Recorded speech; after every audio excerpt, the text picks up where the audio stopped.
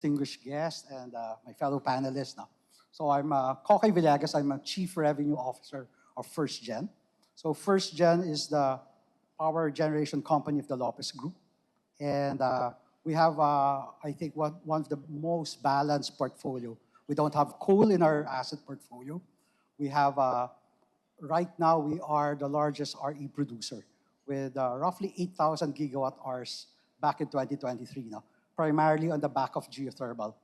And that makes us probably contributing 30% of the total renewable energy. And it's something that we believe strongly that our portfolio is strong and can give the lowest carbon footprint. All right, sir. Yeah. Good afternoon, everyone. My name is Miguel. I am the head of Philippine operations for ACEN Corporation. ACEN is the energy arm of the Ayala Group. We're invested not only in the Philippines, but also across the region in Australia, Vietnam, and India, which are our other large markets. But the largest investments we have are within the Philippines. We have about 2,400 megawatts for which we have investment approval, and nearly 60% of that is already in operation. Our portfolio is nearly completely renewable, invested primarily in solar and wind. As compared, for instance, to First Gen, we're a relatively newcomer to the energy space. We were only incorporated in 2010 and really made heavy investments only over the last 7 years. So I think we can provide a point of view of a relative newcomer into this space trying to gain traction in a market which is primarily driven by fossil fuels. Yes. Now, Attorney De Malanta. Good afternoon, everyone. Hope you had a good lunch. It's not sponsored by the ERC, but I still hope you had a good lunch. Thank you to Business World for inviting us to this important conversation. So I'm Mona De Malanta. I chair the Energy Regulatory Commission. I think many of you know the ERC as sort of the police of these gentlemen and the entities they represent. But also, we regulate primarily what we call the natural monopolies in the sector, the transmission sector and the distribution sector. That means regulating, policing one system operator and 142 distribution utilities in the country. Apart from, that's our day job, our other job is also promoting competition in the market, licensing. We have a licensing function also. We license all these power plants, for example, before they operate. We license the retail suppliers before they can sell their supply to end users, among other things. And of course, our primary mandate is consumer protection. So we are performing all those functions. And I'm glad that this topic of energy transition is consistently being put top of mind by Business World and other media outfits. I'm really grateful that this is now mainstream.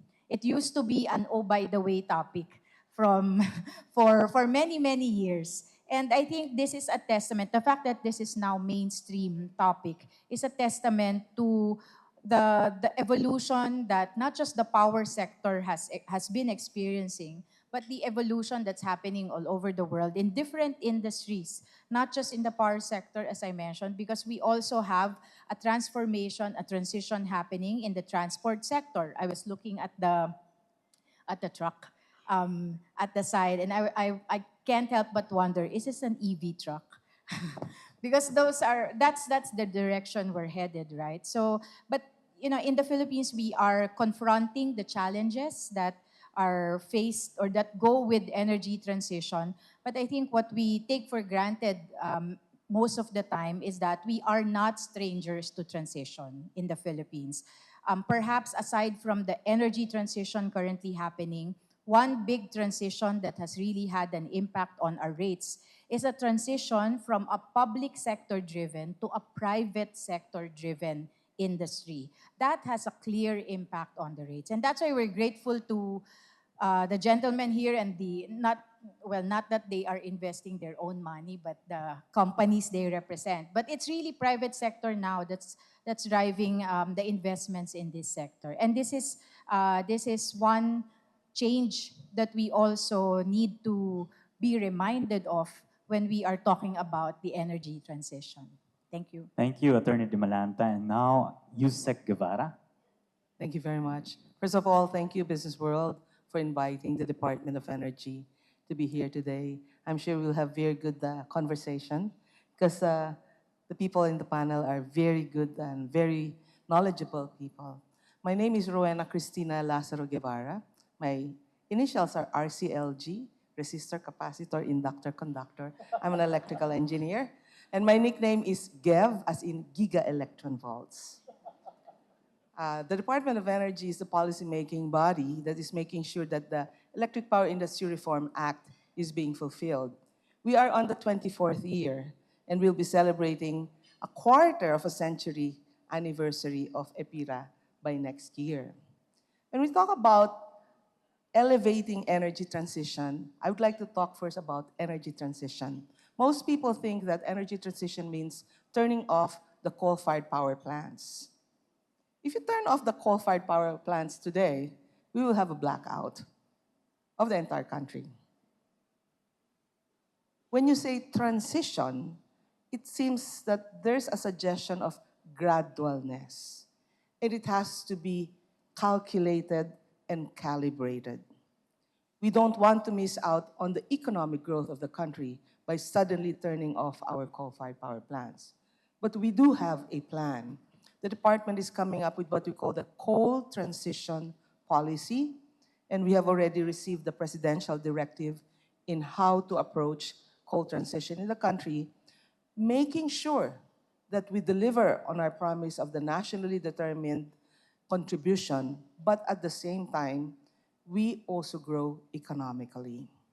The second transition that I would like to talk about, and Chair Mona actually touched on this a little bit, we're going from captive market to retail competition. Our assignment from SecPopo is it should be at the household level in 5 years' time. And this is a promise of the EPIRA that we really want to deliver. In fact, one of the latest policies of ERC is the aggregation of load that allows a subdivision to suddenly participate in ARCOA when the individual houses cannot. But when we talk about just energy transition, before we elevate, let's make sure it is just. In the Philippines, we have about 6% of our households without electricity. We need to address that. More than the distribution utilities, the electric cooperatives has the bigger problem because most of the households without electrification are in the electric cooperatives franchise area. The government has already calculated that it will take about 100 billion pesos to electrify 100% the country. That's a lot of money, 100 billion. But then we went further. We studied what will happen if you increase electric access from 8 hours to 16 hours. Increase in income would be about 18%. If you increase from 8 hours to 16 hours, increase in income is about 33%. And if you go from 16 hours to 24 hours, the increase in income is about 50%. And then we did a simulation. If we invest 100 billion pesos to electrify the entire country, the return on investment is 400 billion pesos. Have you ever heard of such an investment? 1:4 ang returns. So we hope that when we look at the energy transition, it should always include the total electrification of the country. So I hope that our discussion today will lead us towards these things because the renewable energy is doing so well. We have awarded over 1,400 renewable energy service contracts. That's more than 160 gigawatts. We have now currently only 28 gigawatts. So we have enough renewable energy service contracts. The only problem is making them real projects that generate electricity. Thank you. Thank you so much. That's an interesting development, ma'am. Now, I think it's time for us to start with our conversation. And I'll start with this question. And I'd like each of you to weigh in. So this is on emissions progress since the Paris Agreement. Since the Philippines ratified the Paris Agreement, how would you assess our progress in reducing emissions? Are current policies and mechanisms having measurable impact? So, who would like to take this first? Would like to Mr. take it first? Yeah, yes. Yeah, I have a Dr. number. Guevara. From 2020 to 2022, we have exceeded our target by 15% in terms of reduction in greenhouse gas from the energy sector. Yes, Mr. Villegas. Well, for where we stand, since I guess 2015 when we had COP20, the Paris Agreement, we've seen a lot of market mechanisms that's been made available, whether it's demand creation, so with JUP and JOP, or as simple as energy efficiency through the energy efficiency law, and likewise mandating purchase by utilities. And I'd say that there's been various impact now, depends on the program. In the case of energy efficiency, I think I was talking to Alex Ablaza, and he was saying that there's been a lot of traction on the large users now. So the 500 megawatt per hour per year. No? And I think the next challenge is to go to the next tier, which are the mid-section, the mid-level, medium-scale users, which is less than 500 megawatt hours. And then you have JUP. Obviously, you have, if you total the first two rounds, more than 4 gigawatts. So obviously, what we'd like to see is that they come in on time. But there's, obviously, we've created a market and that has allowed bankable projects now. And then on JUP, I think if you look at the profile of the users of JUP, and I think ACEN and ourselves are quite active in this now, about 99% are the small users. So this is really the niche that it was supposed to target. And I think we've seen some success now in the implementation of these initiatives. Thank you, sir. Now, Mr. De Jesus, for a different angle. Kokoy pretty much covered everything. So I'll see what I can add on to that. Maybe the two things worth highlighting, reiterating one of the points that Kokoy raised with respect to the JUP. But not only the JUP, the retail aggregation program. And I'm sure Chair Mona will speak more to that later on. But what we're seeing is really this lowering of the threshold, is pushing the transition at a more closer to the ground level, not quite at the household level where we would like it to ultimately arrive. But at the moment, we're seeing really a groundswell of businesses looking to transition their portfolios to RE, which is creating opportunities for businesses like ours. The other space I would probably highlight, because it's also something that the Ayala Group has started to invest more heavily in, is in the mobility space. I think we're seeing very, very cost-competitive options coming in at the for consumer cars. And so once again, a retail or ground-based push for the transition. So on the one hand, we have all of these large policies which are bringing heavy investment at the infrastructure level. But what's very exciting for me is also this groundswell of transition, which is forcing businesses to kind of rethink their positioning to provide the product, because this is what consumers are asking for. They're asking for green energy, and they're asking for the electrification of their vehicles. Thank you so much, Mr. De Jesus. Now, Ms. De Malanta. I was a bit hesitant to weigh in on this question, but I like what Yusek Gev has reported. But aside from that, I think that's why, well, one reason why I'm hesitant is if we ask consumers, it's not the emissions target that really concern the consumers, right? It's the rates. And so we always, at the Commission, it's not that we are not concerned about our ability to meet our commitments, our global commitments on reducing the emissions. But ultimately, our remit is to make sure that as Yusek Gev had mentioned earlier, that this is a just transition, that only reasonable rates are passed on to our consumers. And because the Philippine contribution to global emissions in any case is not significant at all. In fact, it's minuscule. So what matters to our people, what matters to our consumers is what is the cost of meeting that target and how will that impact me? And this, admittedly, we need to do a lot more work on this aspect. Right. Building on that, ma'am, we have very, very ambitious targets. So that's 35% renewable energy by 2030 and 50% by 2040. Now, the next question is our current trajectory aligned with these goals? Yes, Yusek. Yes, definitely. When you think about it, we're starting from 22% to 26% share in the generation for renewable energy. And we're trying to reach 35% by 2030. That's 5 years from now. It looks insurmountable. But here are the facts. From 2021 to 2023, we had a total of 700 megawatts of new renewable energy projects come online. 3 years, total of 700 megawatts. Last year, 2024, the total for 1 year alone is more than 700 megawatts. And this year, we're expecting more than 1 gigawatt. So we are accelerating.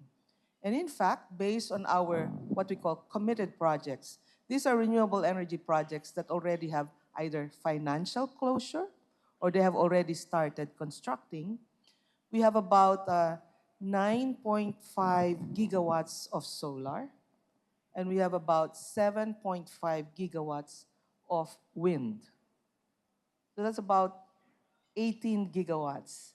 And if you do the number, if you crunch the numbers, we're going to hit 35% by 2030.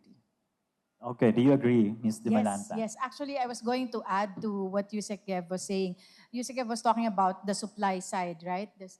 On the generation side. But to answer the answer to that question is also a resounding yes from the consumer side. Because we have seen, for example, our records in the Commission, from 2022 to 2023, we had seen a 121% increase in net metering installations. Those are consumers taking charge of their own what we call energy destiny and producing their own power from solar. That's 121% increase in 1 year. Last year also, we saw while our retail competition market grew by about 8 to 10% only, the market for GEOP, the Green Energy Option Program, this is consumers choosing to be supplied 100% by RE, grew by 90%. So we have seen from both sides of the equation, from the supply side, also from the consumer side. So there's a push because DOE, because of the market mechanisms put forward by the DOE on the auction, but also as Miguel had said earlier, consumers are demanding to be supplied by renewables, and if they cannot be supplied, they will produce their own. So this phenomenon is something that is already measurable by the numbers of the DOE and by the numbers of the ERC. Thank you, ma'am. Now let's hear from the industry leaders. Are we on track to meeting these targets, sir? Mr. De Jesus. Let me just echo a few of the points that were raised now. I mean, I think the first one is to the ERC chair's point about the solar rooftop penetration. I note the number of 121% in terms of net metering increase. But if you look at the megawatts itself, it's actually very, very difficult to measure exactly how many megawatts of installed capacity you have. But we've been doing some studies just looking at the change in demand, which effectively is reflected by, if you put a solar rooftop onto your roof, kasi what happens is that the demand is less when looked at into the system. So you just track the depressed demand, and the number is close to we're still speculating, but somewhere between 300 and 500 megawatts is our own guess, which is a power plant onto itself. So it's not an insignificant volume of rooftop solar. And I mean, I'm quite bullish about this, that we're going to continue to see people taking more and more control of this, with especially the dropping of prices, the proliferation of more and more suppliers into the space, that people are going to continually install rooftop solar. You add that with your electric mobility, there are many reasons why it makes sense to do so. The second thing I'd highlight is the green energy auction program. If you look at reports around our competitiveness globally, one of the reasons is that we do have this green energy auction program, and we're now on JUP 4, if I'm right. And we expect more JUPs to come. We haven't even seen the onshore JUP yet, offshore wind JUP happen yet. So this makes us extremely competitive. The opportunities, I think, in this space are ripe. It really just takes some regulatory certainty, consistency, and then also support from the private sector to be able to enable this growth. Mr. Villegas. So I'm very hopeful about meeting the targets. And coming from an old hack, way back in 2010, when we were developing projects under the FIT, you look at the prices then were like 8, 9 pesos. And today, panel prices have dropped to 10 cents per kilowatt hour. And you look at the payback, if you talk about behind the meter solar rooftop, the payback now compared to, say, 5, 7 years ago was, before it was 7, 8 years to get your money back. Today, easily 3 to 4 years now. So it boils down at the end of the day, it's still also a lot about economics, that the numbers make sense now. And it's quite exciting because you see a lot of activities, both utility scale solar as well as behind the meter solar. And I think and we have all of these mechanisms available, and I think that's exciting for the industry. Obviously, we're coming from a situation where today we have probably 61% of our generation coming from coal. So while there's a lot of growth coming in from solar, from other REs, I think it's going to be a journey for us, and hopefully the industry would work together to make this happen. So, but we're quite positive because the mechanisms are there. Thank you so much, Mr. Villegas. So to expand on those points you've raised regarding the targets, now I think let's talk about financing. Access to climate finance remains a hurdle. What structural or regulatory barriers exist, and how can we unlock more public and private capital? Yes, Mr. De Jesus.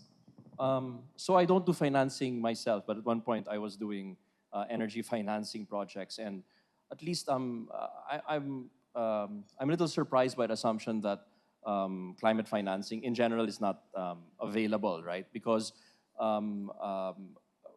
there is a lot that we are seeing certainly in terms of access to climate finance. If you want to look at it from the generation side, there's a lot of debt that's ready to finance green, and there are certain banks which have made the decision that they're not going to finance green opportunities, right? I think if the climate financing question is more with respect specifically to the transition, I think a lot of that has to do with getting the economics right on how to enable these transition opportunities.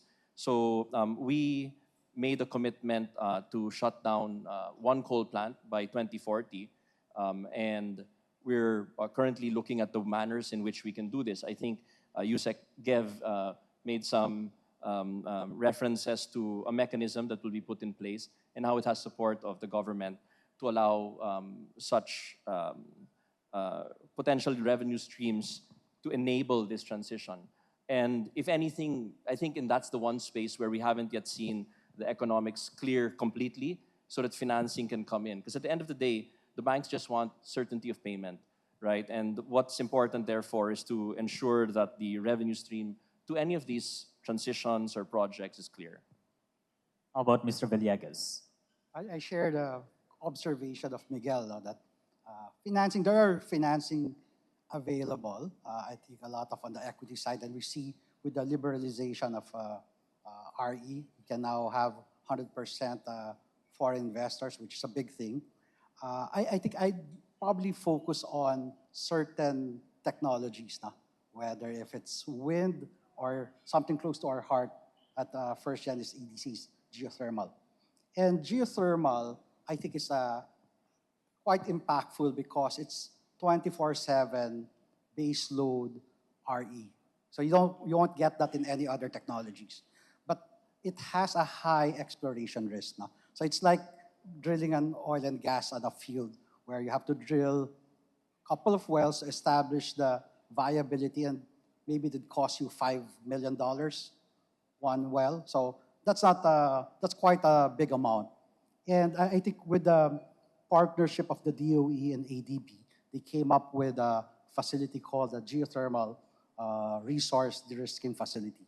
So in a way, it's a grant.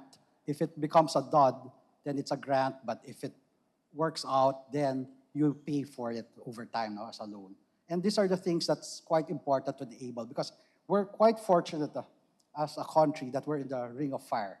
And EDC, which is a little known fact, is the largest integrated geothermal company in the world at 1.1 gigawatts. So we were able to develop, thanks to the old PNOC days when it was government, we were able to unlock all of these great sites. But there are still good sites there. And that's something that not only us, but other companies now are trying to do and push. Because as you see, solar is going to be big, but it's working on daytime now. And as you see now, a lot of the pressure on the demand is now on the early evening peak now, because you already have enough on the daytime. So that's where I think geothermal and other technologies, maybe wind, can help support and provide energy security for the country. So what's the role of the government here, Madam?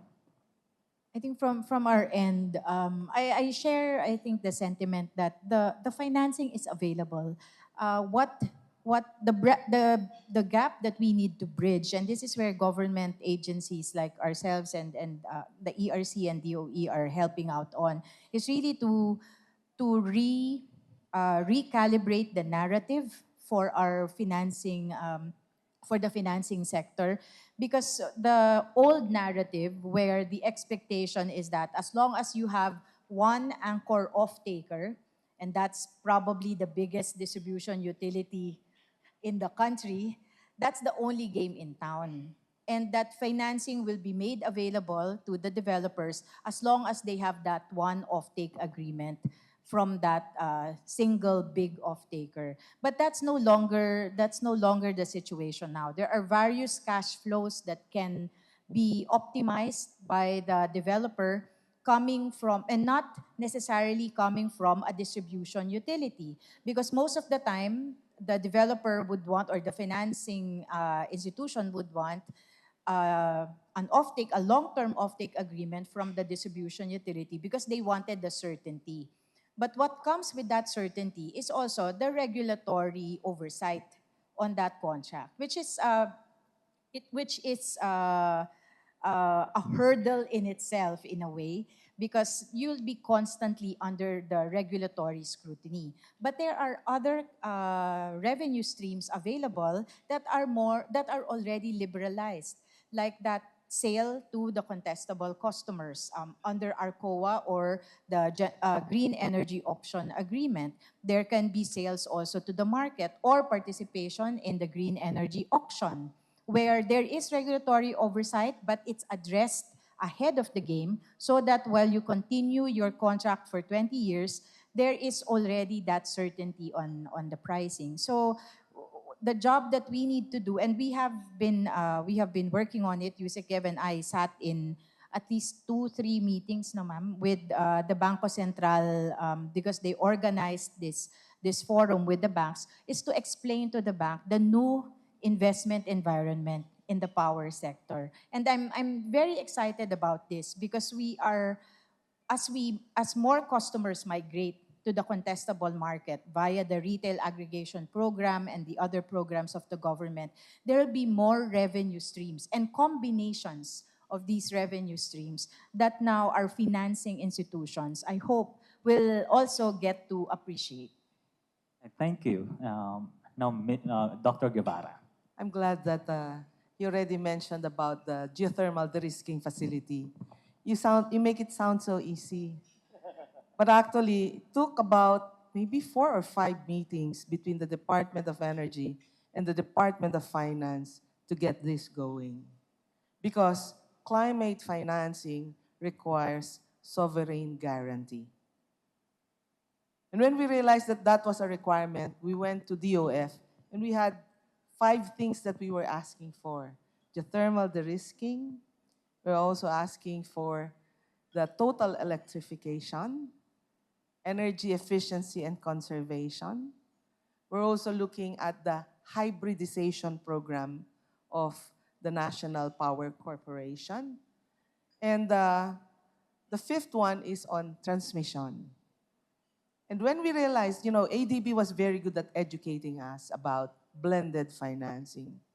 When we realized that sovereign guarantee was required, we had to convince the Department of Finance that it is time for the government, for the first time in 24 years, to weigh in and put the sovereign guarantee. And we're very happy to report that for the geothermal de-risking facility, we are in advanced discussion already with ADB, and we hope that it's going to happen next year.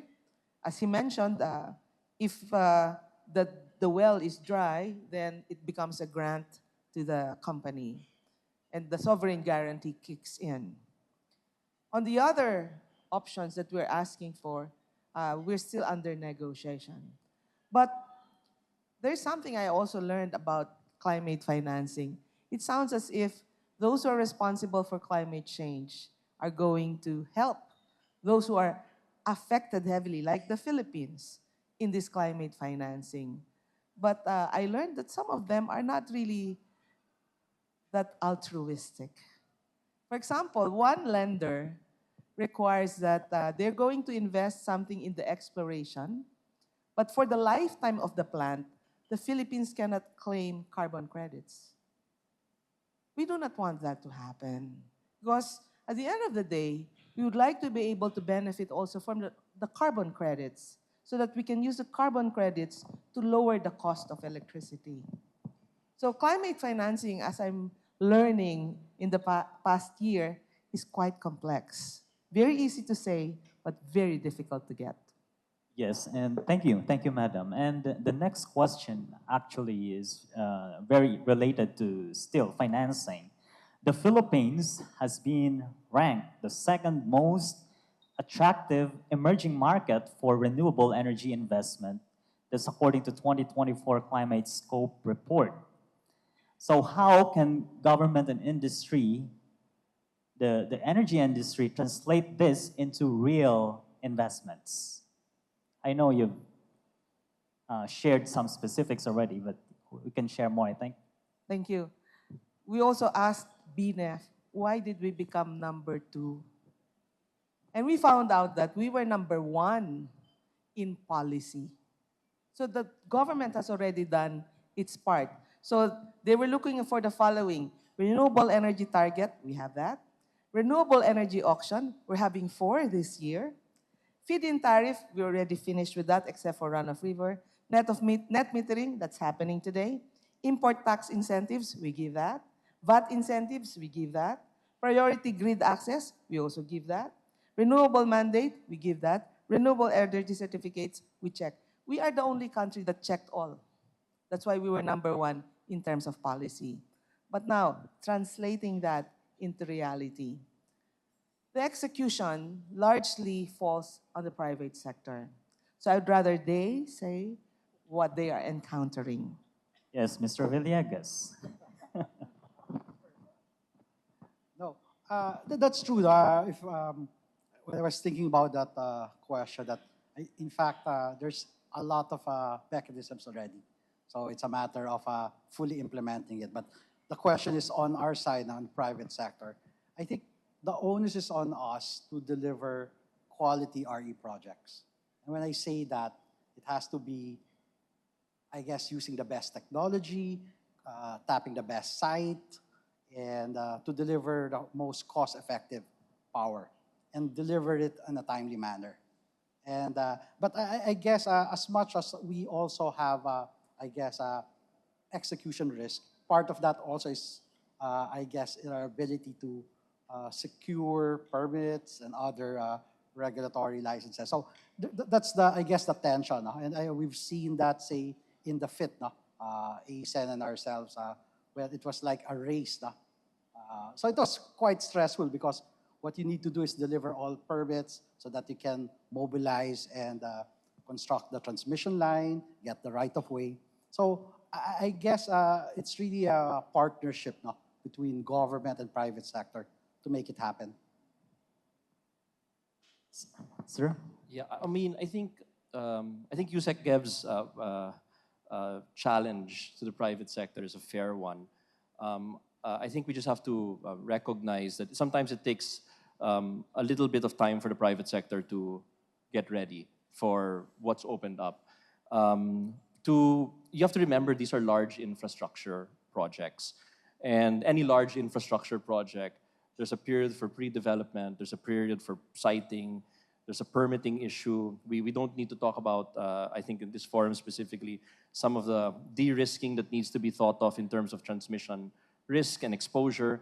So there's quite a bit of work that needs to be done to make sure that projects are ready and ripe to be put forward.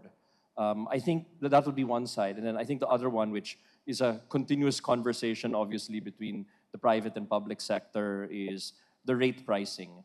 Because ultimately, there are ways in which you can think about the project risk on the basis of the tariff that you have. Clearly, there's no expectation that you have 100% certainty around these projects and therefore increase the rates so significantly that it puts unfair pressure upon the public as a whole. But at the same time, the rate signals have to be clear enough so that when we make investment decisions and think about the risks associated with delivering these projects, we can do so in a timely fashion. Having said that, I think I'm very confident that this is more a question of just a lag, and hopefully will help tick that #1 box the next time BNF does this survey. So regulatory-wise, Ms. De Malanta? I think Miguel gave me an opening too, because I wasn't going to say anything anymore. I think Yusek Dev explained it, but Miguel put the spotlight on rate pricing. So I feel like I have to stand up for my agency. But rate pricing is always, and I think will always be,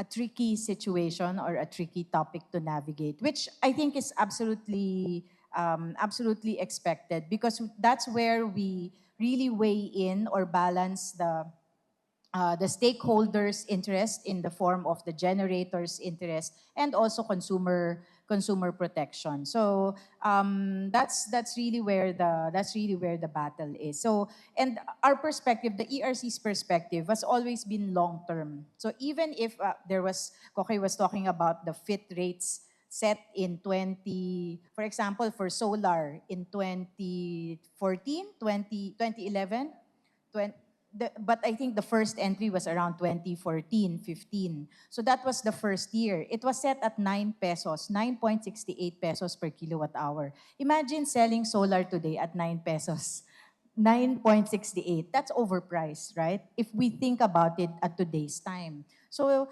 the ERC, when it sets the rate, whether it's the green energy auction tariff, also has to take a long view. Yes, these projects are seeking financing today, they are building today, and these are the prices today. But we also need to take into consideration the developments in technology and the impact that will be borne by the consumers 20 years down the road, 15 years down the road, as we continue to keep paying those tariffs, because these are 20-year commitments. These are 20-year guaranteed tariffs that we are giving to these projects. So that's one. Second is, if you don't want that headache, And this is where that's why I was talking about the other avenues, revenue avenues earlier. There are areas, there are markets that are available where you don't have to trouble yourself with the regulatory oversight. And that's why I was talking about the green energy option, the ARCOA, the retail aggregation, where it's a negotiated tariff between the seller, the RE developer, and the customer. And ERC will not stand in the way. In fact, we're opening doors so that more consumers can move to that deregulated space. But we're also preparing the consumers for as they engage in that space. And that's why the lowering of the threshold all the way to the household level is something that we are carefully calibrating. Today, we have a practice forum with the retail aggregation program where actually households can already select, but they have to band together to negotiate for their own tariffs. But this is practice until we get to the time that we have that level of maturity among our consumers and among our suppliers, mind you, to not take advantage of the consumers that are entering the space for the first time, so that we can have a healthy, competitive retail market as we go along. Thank you so much. Now, before we proceed to questions from our audience, let's have this interesting question. Recently, there were blackouts in Spain and Portugal. So what lessons can we learn from that experience? How prepared is the Philippines for such events? And what plans are in place to maintain energy security? Thank you for that question. We've been asked that question many times in the past week, and when we checked what happened in Spain and Portugal and France, they don't have an answer yet. And we will look back at something similar that happened to us. Some of you might remember when Sual power plant went down because of jellyfish. So we don't know what happened there, but the advantage of the Philippines is that we are archipelagic. That alone will help us because the three island grids will separate from each other if something like that happens. But then we said to ourselves, which grid is the weakest? And right now it's Visayas that is the weakest. So I visited Cebu last week. I went to the National Grid Corporation of the Philippines Control Center, and we discussed the new simulations that they have done. We work closely with NGCP in coming up with these studies that simulate worst-case scenarios, best-case scenarios, and in between. And then we try to figure out that how do we recover quickly? Because having the blackout, okay, that happened. But the more important question is, how fast do you recover? And if you recall, in January 2024, we had a 4-day blackout in Visayas, in Panay Island, actually. And the reason why it took a long time to get back up was that the black start was not ready. It was not able to do the black start. So these lessons that we have learned, we have already written this down together with NGCP, and we do these simulations. And we actually compute how much power do we need to put in this particular place to make sure that we can come back quickly. So the answer is yes, we have already done the simulations even before the blackout happened. So we are ready, madam. Yes, we are. Okay. Anything, Ms. Dimalanta? Can you add anything to it? I was saying I let the engineers speak, right, for something technical. But maybe from the regulators' end, we continue to extract the lessons from this event that we are, that was experienced somewhere else in the world. But they paid the tuition fee, but we can learn the lessons from them as well. And in fact, tomorrow we have a learning session with NGCP, DOE, our market operator, Transco, and our grid management committee, so that we can unpack this event. As Yusek Geb had said, even the system operator in Spain is not ready to disclose yet or not ready to report yet the details of what had happened. And they had said it will take about a month or two for them to come up with a comprehensive report. But in the meantime, we can aside from the simulations that Yusek Gev had said, we can also simulate responses, and so we can put together, I think that's also the goal of DOE, put together a playbook so that our system operator and our distribution utilities can have a playbook on hand that they can easily refer to if they find themselves in a similar situation. Thank you. Mr. De Jesus, what can you make of it? Well, I think we're seeing, I mean, as you point out Spain specifically, but I think we've seen challenges across the globe to energy systems brought about, I think, by two things. One will be, this fundamental attempt at trying to transition from a fossil fuel-based systems to pure RE systems, which is a long journey, and we just have to be conscious that it's not just a flip of a switch. And Yusek Gev will be the one to remind us that we need to have rotating motors in our systems to be able to ensure that we're providing some sort of stability within the grid. And a solar plant does not have such things if you've been to one, right? So on the one hand, we're just dealing with the fact of this transition. And secondly, we're going through a climate crisis, and which is precisely what we're trying to address. And that on itself, puts a lot of strain on systems. And so I think the challenge to all of us is to think very, very carefully about the resilience of our energy systems. And Yusek Gev had mentioned black start. What that means is that in a grid where, I hope I get this right, in a grid where all the lights have gone out, you have certain generation companies that can actually start up the grid. And not every generation company has that competency, so you need black start capability. But there are other ancillary services that are required throughout the grid. And given that we're an archipelago, that's great in the sense that we don't need to shut off, the entire system hopefully will not collapse. But it also means that our redundancies per grid have to also be in place. So I think it's a challenge for both the public and private sector to really try to address not only the energy, investing heavily in renewables, but also investing in those technologies that are going to be able to allow us to slowly transition this entire grid, which is subject to climate challenges on a regular basis. Thank you, Mr. De Jesus. Mr. Villegas. I guess when you say resiliency, you have to also look at energy security, and we need to have, to diversify in terms of technology sources. Obviously, solar is popular now, but at the end of the day, we have three main grids, and it's a matter of also planning where to put the loads and the reserves. I think today it's good that we have been developing a reserve market, and sometimes people value the energy market, but I think we should also appreciate and value and pay for the reserves, which is quite important. And people don't, if there's no blackout, you don't appreciate the value of reserves. And that's something from a policy standpoint, the government and for the private sector to invest in such types of ancillary plans, ancillary services. Okay, thank you. Now it's time to get questions from the audience. So where's the Slido?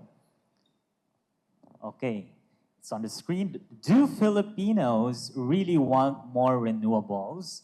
Or is that a result wanting cheaper electricity?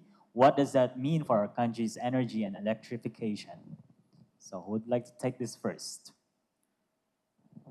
Oh yes, Ms. Dimalanta. No, because recently I was asked a similar question. Why is the Philippines pursuing renewables? And my response was, we have identified, the government has identified two pathways towards affordability and energy security, actually. That's decarbonization, because right now we still import significantly our supply for 60-70% of our generation mix. That's imported coal and now we have imported LNG because the supply from Malampaya is not enough. So we need to be liberated from that high dependence on imported fuel, and one pathway is decarbonization. The second pathway is really democratization of supply, and this is allowing our consumers to really choose. So to the second question, I think we cannot argue with the data. As I shared earlier, more consumers are installing net metering installations and more consumers are purchasing 100% RE. So if I just use that data to answer the second question, I think the first and second question actually, Filipinos want more renewables, at least in these markets where we see the growth of net metering and GEOP. Filipinos want more renewables because it's their way of getting cheaper electricity or lowering their electricity costs. Thank you, ma'am. Now, what's your thought on this, Dr. Guevara? I'll just give you some numbers. We asked the IMOP to simulate what will happen if 100% of the green energy auction capacities from GAIA 1 to GAIA 5 all come in. So they gave us the numbers. And from 2026 to 2029, if we have all of those renewables coming in, the price of electricity in Luzon will go down by 1 peso and 30 centavos per kilowatt hour. The same almost for Visayas. And for Mindanao, it's about 0.8 pesos per kilowatt hour. So yes, if you go for renewables, the green energy auction program that the department is implementing, the result will be cheaper electricity in the Western market. But then you ask, well, the Western market is not the only market in the country. But then when we did the computation, by the time we complete the green energy auction 1 to 5, 50% of our consumption will be in the Western. So I hope that answers that question. Thank you, ma'am. Now, Mr. Villegas, any thoughts? To answer the first question, yes, no, we are in touch. We sell to retail customers, commercial and industrial customers. And what we've seen is that maybe 5-7 years ago, you'd see probably RE100 companies now, multinationals, because that's the mandate of headquarters. But you see today, even local companies now are asking for clean energy, all things equal. Obviously, price is still important, especially for industries where electricity is the second or third largest cost component. Obviously, that's important. The second question, is that a result of wanting cheaper electricity? It helps that you have now solar being competitive. Our geothermal plants are not linked to commodities, so we're able to fix and assure that it's going to be, there's certainty on the price. No? So I think it's, you can sense. No? And when you see customers, they put that in their website when they say, I'm sourcing it from 100% REs. There's a lot of pride in terms of these companies if they source from RE. Thank you, sir. Mr. De Jesus. I think Kokoy made a great point about the customers that are particularly price sensitive. And those would be the ones who have a significant portion of their OPEX, which is coming in as energy. And so you'll see those that will say, no, I don't care if it's green or it's black, I want cheapest power, just because it hits their bottom line so significantly. But those would apply mostly, I've seen at least, would be for these ARCOA customers, meaning 500 kilowatts and above. As the threshold has actually come down, so let's say this green energy option program where you now put the threshold at 100 kilowatts, it also is opening up a new set of customers which might not have energy as their single largest OPEX input. And for them, they are making it very, very clear that they want RE. It has to be RE. So even at the very, very start, they're closing off their options to black power because they are insistent that this is something that they need. So I think that's the answer to the first question. Now, having said that, the only one thing I would add as a qualifier is that we're seeing significant number of data centers starting to come into the Philippines. And personally, it's one thing that while it's very much welcomed in terms of an opportunity for the country, it also is going to put a significant challenge onto our energy systems because the demand of data centers is significant. I think it's going to outpace whether it's semicon, steel, or mining that we've seen as industry players. So the push could be, I mean, my own sense is easily 200 megawatts of incremental demand that could be put onto the system. This is all anecdotal, so I think don't hold me to that. But just looking at the interest, and when you start to look at these data center and the data center demand, one of the requirements they are putting on this is also to be 100% RE. So I think one of the challenges for us will be how do we start to meet this growing demand from the data center space, which is staggering. Right, thank you so much. I think it's time for us to, before we close, may I ask each of our panelists for a brief closing statement. I think your final thoughts that you want to leave with our audience, your final message. Let's start with Dr. Guevara. The energy transition is not a government project. It's everyone's responsibility.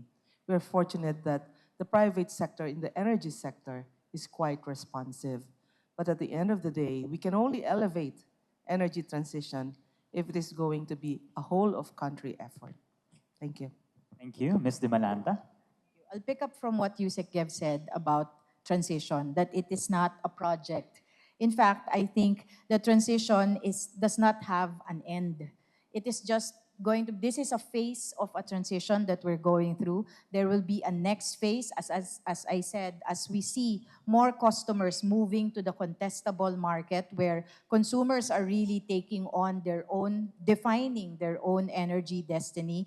That's something we need to prepare for as well. So, and then after that happens, that's realized, there will be another transition, I'm sure. So in this phase, I think we need to put, as Yusek Kev had said, we need to put our acts together so that we can be more prepared for the next transitions to come. Okay, Sir De Jesus. You know, I'm very thrilled to see many more conversations happening around the energy space. It was very nice to hear Yusek Gev remind us that it's nearly 25 years ago that the EPIRA was enacted. 24, nearly 25. Nearly 25 years that the EPIRA was enacted. And to see the fruit of that legislation sort of, you know, coming into full bear is really quite thrilling. I'm very, very excited to be in this space. I think we should all be thrilled to look at the energy space specifically, not only on the transition on the demand side, but again, the transition on the transmission on the supply side from thermal to RE, but even this transition on the demand side, whether it be democratization, whether it be digitization, or electrification of you know, our thermal demands outside of electricity specifically. So I encourage all of us to continue to have these conversations and, you know, just prepare for what should be a very, very exciting next few years. Thank you, sir. Now, Mr. Villegas. I think we're in exciting times. At first gen, we feel that a lot of the things are falling into place. Now you have, I guess, on the regulation side, there's the mechanisms available. You have customers now who are looking for clean energy, and suppliers, all of us GenCos who are gravitating towards clean energy. It's a massive effort. It will take some time. It's going to be a journey, but it's a collaboration, as Yusek Guevara mentioned, that it's going to be an effort from across the entire industry. But we're quite hopeful. If you look at the targets, we think it's achievable.